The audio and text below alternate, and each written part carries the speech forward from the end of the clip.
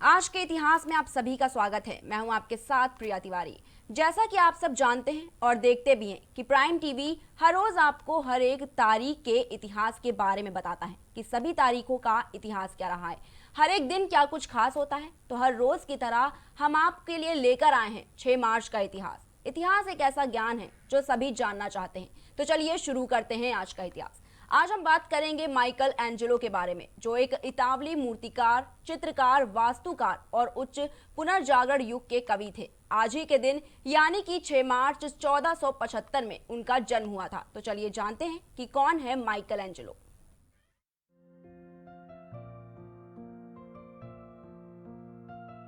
Michael Angelo एक इतावली मूर्तिकार, चित्रकार, वास्तुकार और उच्च पुनर्जागरण युग के कवि थे और आज ही के दिन यानी 6 मार्च सन 1475 में माइकल एंजेलो का जन्म हुआ था, जो फ्लोरेंस गणराज्य में पैदा हुए थे। उन्होंने पश्चिमी कला के विकास पर एक अद्वितीय प्रभाव डाला था। इसके साथ ही उन्हें उनके जीवन काल के दौरान सबसे महान जीवित कलाकार माना जाता था। उसके बाद से उन्हें सर्वकालीन महानतम कलाकारों में से एक के रूप में वर्णित किया गया है। उनकी कई विषयों में बहुमुखी प्रतिभा बहुत उच्च स्तर की मानी जाती है। इसी कारण कला के क्षेत्र के बाहर कुछ ही प्रभाव होने पर भी वह अक्सर अपने प्रतिनिधित्व व साथ ही फ्लोरेंटाइन मेडिसी हितधारक लियोनार्डो दा विंची के साथ पुनर्जागरण युगी विचारकों के प्रमुख उदाहरण माने जाते हैं। माइकल एंजेलो की चित्रकला, मूर्तिकला और वास्तुकला के क्षेत्रों में कई कृतियां विश्व की प्रसिद्धतम रचनाओं में गिनी जाती हैं। अपनी रुचि के हर क्षेत्र में उनका योगदान विलक्षण था। बचा हुआ पत्राचार, नमूने और संस्मरणों की संख्या को देखते हुए वह 16वीं शताब्दी के सर्वश्रेष्ठ प्रतिलेखित कलाकार माने जाते हैं। उन्होंने अपने 2 सबसे प्रसिद्ध कार्यों पिएटा और डेविड को 30 वर्ष की आयु से पहले रूप दिया। चित्रकला को कम महत्व का मानने के बावजूद माइकल एंजेलो ने पश्चिमी कला के इतिहास में 2 सबसे प्रभावशाली भित्तिचित्रों का निर्माण किया। रोम में सिस्टिन चैपल की छत पर जेनेसिस के दृश्य और उसकी वेदी की दीवार पर द लास्ट जजमेंट। एक वास्तुकार के रूप में माइकल एंजेलो ने लॉरेंटियन पुस्तकालय में मैनरिनिस्ट शैली का नेतृत्व किया। 74 साल की उम्र में वह सेंट पीटर्स बेसिलिस्क के वास्तुकार के रूप में एंटोनियो द संगलो द यंगर के उत्तराधिकारी बने। माइकल एंजेलो ने इस योजना को परिवर्तित कर दिया तथा पश्चिमी अंत उनके रूप के अनुसार निर्मित हो गया। गुंबद भी उनकी मृत्यु के बाद कुछ संशोधन के साथ निर्मित हो गया। माइकल एंजेलो पहले पश्चिमी कलाकार थे जिसकी जीवनी उनके जीवन काल में ही प्रकाशित हुई। वास्तव में उनके जीवन काल में 2 उनकी जीवनियां प्रकाशित हुई। उनमें से एक जियोर्जिया वासारी द्वारा लिखी गई में प्रस्ताव दिया गया था कि मिकेलांजेलो का कार्य किसी भी अन्य नृत्य या जीवित कलाकार से परे है और केवल एक ही कला में नहीं बल्कि सभी तीनों में श्रेष्ठ हैं। अपने जीवन काल में माइकल एंजेलो को अक्सर अल डिविनो यानी दिव्य व्यक्ति कहा जाता था। बाद के कलाकारों द्वारा माइकल एंजेलो की भावनात्मक और अत्यधिक व्यक्तिगत शैली के अनुकरण करने की कोशिश ने मैनरिज्म उच्च पुनर्जागरण के बाद पश्चिमी कला में अगले प्रमुख आंदोलन को जन्म दिया। एक युवा लड़के के रूप में माइकल एंजेलो को फ्लोरेंस के मानवतावादी फ्रांसिस डॉक्टर उर्बिनो के तहत व्याकरण का अध्ययन करने के लिए भेजा गया था। माइकल एंजेलो ने अपनी स्कूली शिक्षा में कोई दिलचस्पी नहीं दिखाई तथा चर्चों से चित्रों को प्रतिलिपि करने और चित्रकारों की संगति की में रहना पसंद किया।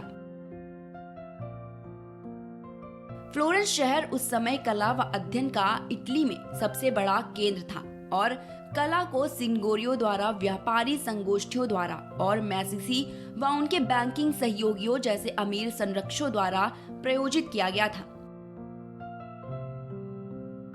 शास्त्रीय छात्रवृत्ति और कला का एक नवीकरण पुनर्जागरण फ्लोरेंस में विकसित हो रहा था। माइकल एंजेलो के बचपन के दौरान चित्रकारों का एक दल सिस्टिन चैपल की दीवारों को सजाने के लिए फ्लोरेंस से वेटिकन तक बुलाया गया था। फ्रेस्को चित्रकला, परिप्रेक्ष्य, आरेपण और चित्रकला में प्रवीण डोमेनिको ग्रिंड्रिया भी उनमें से थे, जो उस समय फ्लोरेंस में सबसे बड़ी कार्यशाला के स्वामी थे। 1488 में 13 वर्ष की उम्र में वे ग्रिमडादाओं के प्रशिक्षु बन गए।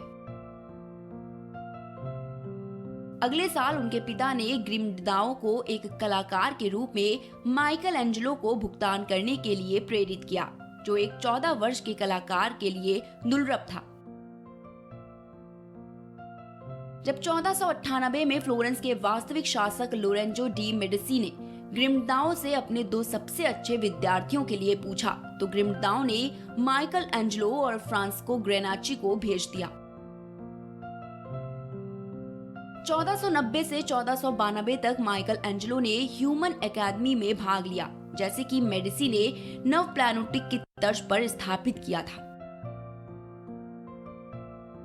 अकादमी में माइकल एंजेलो के दृष्टिकोण और उनकी कला दोनों मार्सिलियो फासिनो, पिको डेला मिरांडाला और पोलिजियानो सहित कई समकालीन दार्शनिकों और लेखकों से प्रभावित हुए। इन्हीं दिनों में माइकल एंजेलो ने मेडोना ऑफ द स्पेस व बॉटल ऑफ सेंटोर्स को गढ़ा। माइकल एंजेलो एक धर्माधिकारी कैथोलिक थे, जिसका ईश्वर में विश्वास उनके जीवन के अंत में गहरा हुआ। वह अपने व्यक्तिगत जीवन में संयमबद्ध था और एक बार अपने प्रशिक्षु असैनियों कोडिम्वी को बताया, हालांकि मैं अमीर हूँ, लेकिन मैं हमेशा एक गरीब आदमी की तरह रहा हूँ। कोंडिवी ने कहा कि वह भोजन और पेय के लिए उदासीन था, आनंद की अपेक्षा जरूरत के अनुसार, और वह अक्सर अपने कपड़ों और जूतों में सोया। उनकी जीवनी लेखक पालाओ जियावियो कहते हैं, उनकी प्रकृति इतनी कठोर और अशिष्ट थी कि उनकी घरेलू आदतें अविश्वसनीय रूप से बेवकूफी थी, जिसके कारण उन्हें विद्यार्थियों की उनकी वंशानुधि करने की संभावना वंचित हो गई। वह मनोवैज्ञानिक नहीं हो सकता, क्योंकि वह स्वभाव से एक अकेला और उदास व्यक्ति, बिजारो ए फंटासिको था, जो मनुष्य की संगति से खुद को अलग कर लेना पसंद करता था। बढ़ते हैं आगे और बात करते हैं जानवी कपूर की, जो एक भारतीय फिल्म अभिनेत्री हैं, जिनका आज ही के दिन 6 मार्च 1997 में जन्म हुआ था। जानवी कपूर अभिनेत्री श्रीदेवी और फिल्म निर्माता बोनी कपूर की बेटी हैं। तो चलिए जानते हैं जानवी कपूर के बारे में।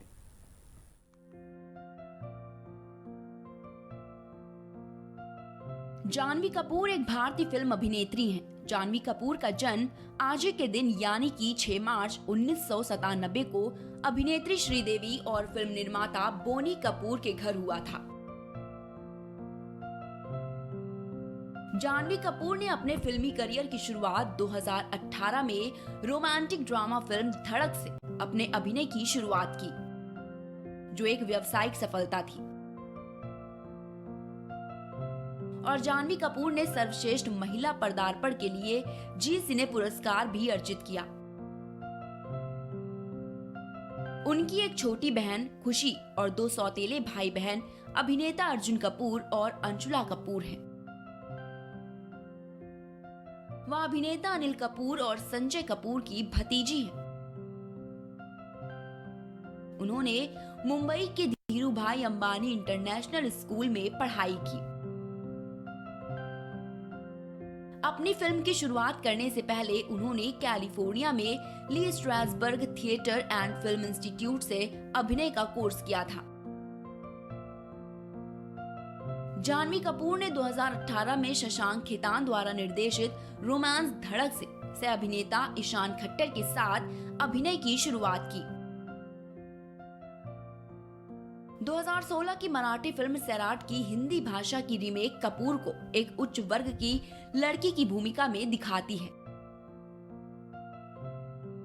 जिसका जीवन एक निम्न वर्ग के लड़के के साथ फरार होने के बाद दुखद हो जाता है। फिल्म को मुख्य रूप से नकारात्मक समीक्षा मिली, लेकिन दुनिया भर में 1.1 बिलियन के संग्रह के साथ यह एक व्यावसायिक सफलता साबित हुई। CNN न्यूज 18 के लिए लिखते हुए राजीव मनसंद ने जाति आधारित संदर्भों को हटाने के लिए फिल्म की आलोचना की और इसे मूल से हीन माना, लेकिन महसूस किया कि कपूर के पास एक नाजुकता है जो उसे तुरंत प्रेमपूर्ण बनाती है और एक आत्मीय गुण जो आपकी आंखों को स्क्रीन पर उतारना मुश्किल बना देता है। इसके विपरीत फर्स्ट पोस्ट के अन्ना MM वेटिकेड ने लिखा, करिश्मा तब भी आ सकता है जब वह दोषपूर्ण लेखन से बोझिल हो। दुर्भाग्य से जानवी के पास व्यक्तित्व की कमी है और वह एक बेरंग प्रदर्शन प्रस्तुत करती है। जानवी कपूर ने सर्वश्रेष्ठ महिला पदार्पण के लिए जी सिने पुरस्कार जीता। उसी वर्ष सौंदर्य प्रसाधन ब्रांड न्याका ने कपूर को अपना ब्रांड एम्बेसडर चुना। सितंबर 2019 तक कपूर की 5 आगामी परियोजनाएं हैं। वह एक comedy horror film Roohi Afza में राजकुमार राव के साथ दोहरी भूमिका निभाएंगी और biopic Gunjan Saxena the Kargil girl में एविएटर गुंजन सक्सेना की शीर्षक भूमिका निभाएंगी। वह Netflix anthology film ghost stories में जोया अख्तर के सेगमेंट में भी अभिनय करेंगी।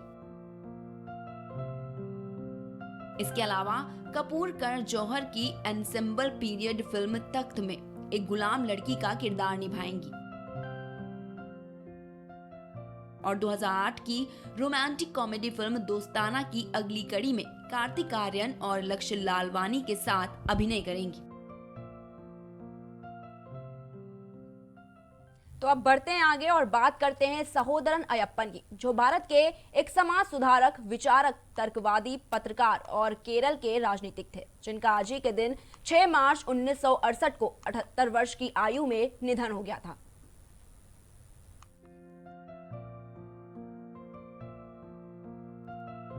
सहोदरन अयप्पन के रूप में बेहतर पहचाने जाने वाले एक समाज सुधारक, विचारक, तर्कवादी, पत्रकार और केरल भारत से राजनीतिक थे। श्री नारायण गुरु के एक मुखर अनुयायी व केरल सुधार आंदोलन से संबंधित कई घटनाओं से जुड़े थे और चेर में मिश्रा भोजाना के आयोजक थे। 6 मार्च 1968 को यानी कि आज ही के दिन 78 वर्ष की आयु में उनका निधन हो गया। 1917 में उन्होंने सहोदरा संगम और पत्रिका सहोदरण की स्थापना की और पत्रिका युक्तिवाणी के संस्थापक संपादक थे और आज ही के दिन सहोदरन अयप्पन का देहांत हो गया था। अयप्पन का जन्म 22 अगस्त 1879 को चिराई विपिन द्वीप में एक एंड्राकुलम जिले में हुआ था। वर्तमान भारतीय राज्य केरल के एक अभिजात वर्ग में इझावा का परिवार आयुर्वेदिक अपने 9 बच्चों में सबसे कम उम्र के कुंबला पुत्रिलिम्बम कोचवु वैद्य और उन्नाव के रूप में चिकित्सक जब वे छोटे थे तभी उनके पिता की मृत्यु हो गई थी और अपने बड़े भाई अयुट्रम वैद्य की मार्गदर्शन में लाया गया था। उनकी प्रारंभिक शिक्षा पारंपरिक तरीके से हुई और उन्होंने मट्टपिला कन्नू आसन और कोचुपिला आसन जैसे स्थानीय शिक्षकों से संस्कृत सीखा, जिसके बाद उन्होंने नेदियारा खान बाबा द्वारा शुरू की गई एक स्थानीय स्कूल में औपचारिक शिक्षा शुरू की। इसके बाद उन्होंने महाराजा के कॉलेज तिरुवनंतपुरम वर्तमान में ज्वाइन करने के लिए पल्लीपुरम और उत्तर परावूर में प्री डिग्री कोर्स पास करने से पहले स्कूलों में पढ़ाई की। उनके स्नातक अध्ययन के लिए दिन विश्वविद्यालय कॉलेज बीच में स्वास्थ्य के मुद्दों के कारण पढ़ाई में एक छोटा सा ब्रेक था। इस अवधि के दौरान उनके पास नारायण गुरु के साथ बातचीत करने का अवसर था और यह गुरु थे जिन्होंने विख्यात कवि कुमारन आसन के साथ तिरुवनंतपुरम में अयप्पन के रहने की व्यवस्था की। 1916 में स्नातक की पढ़ाई पूरी करने के बाद वह अपने करियर की शुरुआत करने के लिए अपने मूल स्थान पर लौट आए।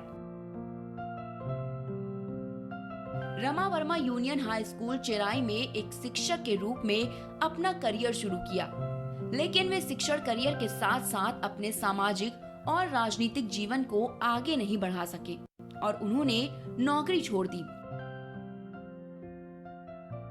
बाद में उन्होंने कानून का अध्ययन किया, लेकिन वह एएफएल परीक्षा में असफल होने के कारण एक व्यर्थ प्रयास था।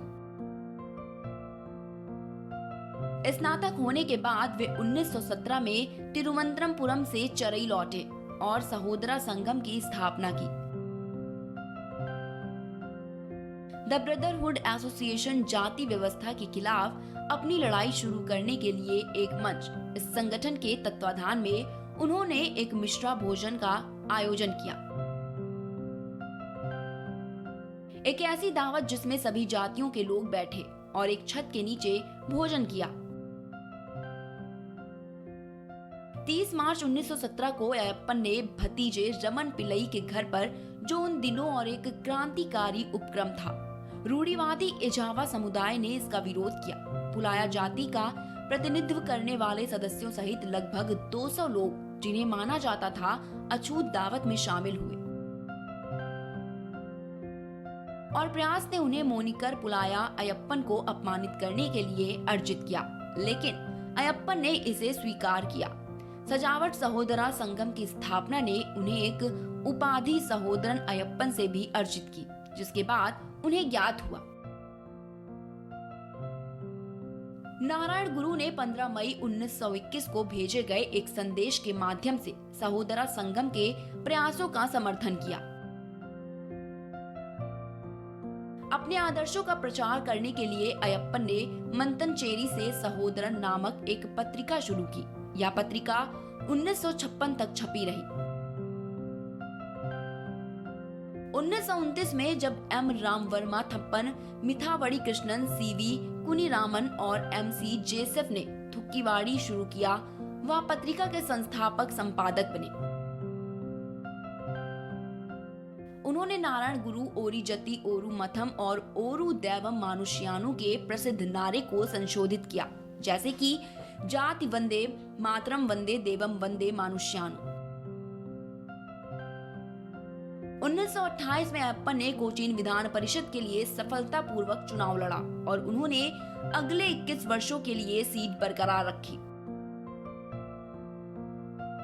वे 1947 में कोचीन विधानसभा में मंत्री बने और जब त्रावणकोर और कोचि राज्य बनाने के लिए एकजुट हुए थे, तो त्रावणकोर कोचीन राज्य में उन्होंने एक मंत्री के रूप में काम करना जारी रखा।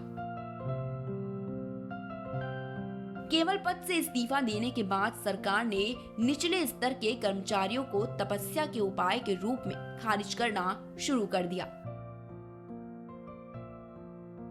हालांकि अगले चुनावों में अक्टूबर 1949 में प्रजामंडलम पार्टी ने ई के नेतृत्व में मंत्रालय बनाने के लिए बहुमत हासिल किया। इककंडा वॉरियर वह पैनिपिलियम गोविंदा मेनन और सीए ओसेफ के साथ मंत्रालय में शामिल हुए। उन्होंने परवूल टीके नारायण पिल्लई के तहत एक मंत्री के रूप में भी काम किया, लेकिन पद से इस्तीफा दे दिया जब मंत्री स्तरीय जिम्मेदारियों ने उनके सामाजिक जीवन में हस्तक्षेप किया। अयप्पन ने 6 पुस्तकें प्रकाशित की, कविता और एक निबंध संकलन स्वदेशीम। इसके अलावा उन्होंने कई लेख और संपादकीय भी लिखे जो उनके साथ जुड़े प्रकाशनों में दिखाई दिए। 14 फरवरी 1996 को शंकर दयाल शर्मा भारत के तत्कालीन राष्ट्रपति ने कोच में अयप्पन की एक प्रतिमा का अनावरण किया। केरल सरकार ने सहोदरन अयप्पन मेमोरियल की स्थापना उस घर में की जहां अयप्पन का जन्म हुआ था, जिसमें सहोदरन अयप्पन स्मारक पुस्तकालय और सहोदरपड़ अयप्पन संग्रहालय है। केरल में 3 शैक्षणिक संस्थान अयप्पन के नाम पर है। सहोदरन अयप्पन स्मारक योगम कॉलेज कोनी, पठानमित्रम जिला सहोदरन मेमोरियल हाई स्कूल चिरई और Sahodaran Ayyappan memorial college of education Puthotta Kochi की मुख्य धमनी सड़कों में से एक का नाम उनके नाम पर सहोदरन अयप्पन रोड रखा गया है। सहोदरन मीडिया अवार्ड एक वार्षिक पुरस्कार पत्रकारिता में उत्कृष्टता को पहचानने के लिए स्थापित किया है। अयप्पन का विवाह पार्वती से हुआ और दंपति की एक छोटी बेटी आयशा और एक बेटा सुखादन था।